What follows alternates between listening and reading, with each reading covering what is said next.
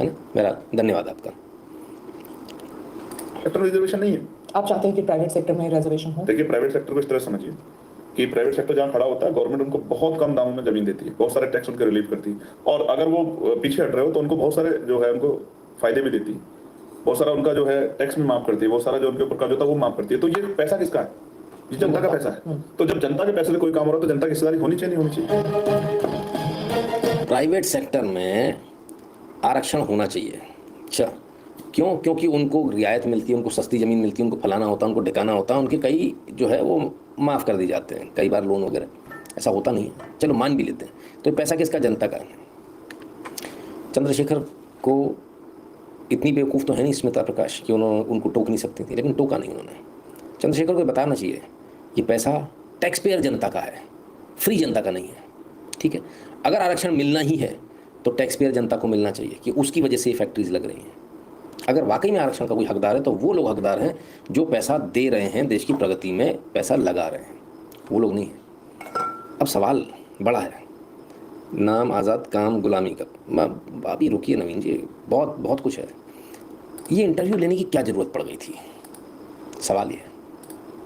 Interview छोड़िए, आज तो सोशल मीडिया पर ये भी घूम रहा है, time the next 100 most influential people. क्या वाकई में ऐसा है? मार्च 2024 में इनको लॉन्च किया गया था, और टाइम ने लॉन्च किया, मतलब एक बात तो पक्की है कि ये कहीं और से लॉन्च हो रहे हैं। कुछ लोग इनको अपना मान के लॉन्च करा रहे हैं। एएनआई पे अक्सर वो लोग आते हैं, उनके इंटरव्यू होते हैं जिनके लिए कहा जाता है कि इनका इंटरव्यू ले लो। जैसे कि शिरोमणि गुरुद्वारा एसजीपीसी के वो जो आए थे भाई साहब, उसके बाद अमृतपाल सिंह चुनाव लड़े, उसके बाद अमृतपाल सिंह जीत गए, उसके बाद अमृतपाल सिंह को बेल भी मिल गई, उसके बाद अमृतपाल सिंह जी अभी आजकल में शपथ भी ले लेंगे, सांसद भी बन जाएंगे। समझ में आया कनेक्शन? अब ऐसे ही तो ले नहीं लिया होगा, कहीं किसी ने तो कहा होगा, प्रेशर में ही हुआ होगा, या प्रेशर ना भी माने तो किसी के कहने पे तो लिया होगा इंटरव्यू। सवाल है, चंद्रशेखर का इंटरव्यू भी किसी के कहने पे लिया? चलिए मान लेते हैं कि किसी के कहने पर लिया, तो कहने का मतलब क्या है? CIA न्यू पॉन कहने का पर्पस क्या है?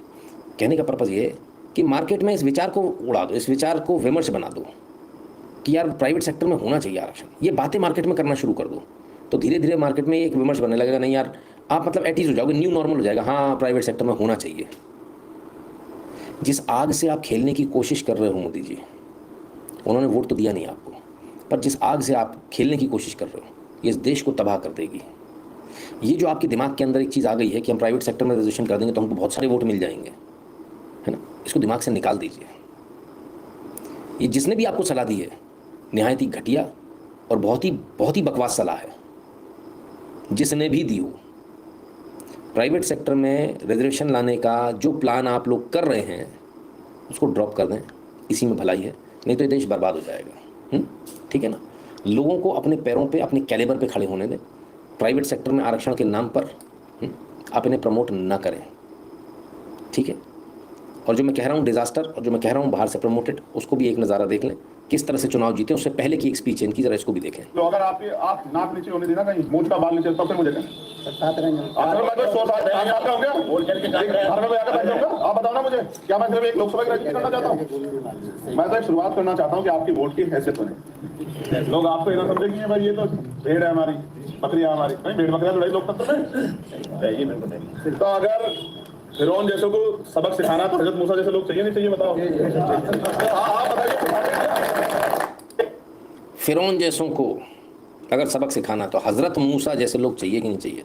फिरौन कौन है यहाँ पर? जाके शीशा देखो, पता चल जाएगा। क्योंकि जिन लोगों से वो बात कर रहे हैं उनसे तो ये कह रहे हैं कि हजरत मूसा जैसे लोग चाहिए, तो उनके पीछे खड़े हैं।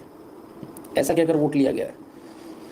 तो ये वो इकोसिस्टम, लेफ्ट इकोसिस्टम जिन्होंने इनको लॉन्च किया, इनको इनमें नया नया प्रेम जो है कोई और लोग ढूंढ रहे हैं, उन्हें लग रहा है ये।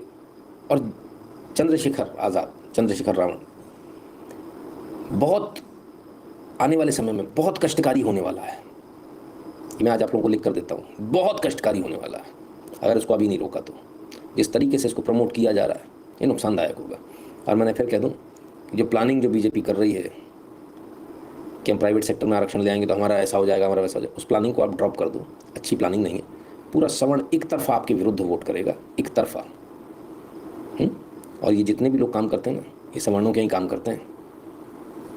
ठीक है, विचार कर लीजिएगा। पता नहीं कौन कौन कहाँ से आके क्या क्या आइडिया दे जाता है। खैर, कल वो एक वो आई थी, उनकी बड़ी तारीफ हो रही थी, हाँ इनकी